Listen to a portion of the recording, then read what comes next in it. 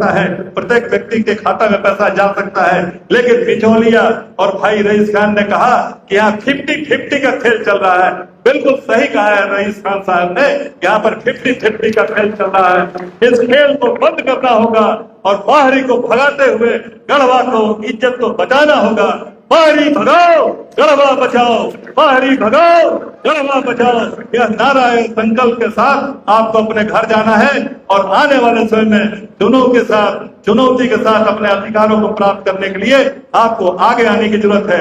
और मैं आपको संकल्प और वादा करता हूं कि जहां भी आपका एक पसीना भी गिरेगा, मैं अपने शरीर का एक खून देने के लिए तत्पर रहूंगा। यह मत समझिएगा कि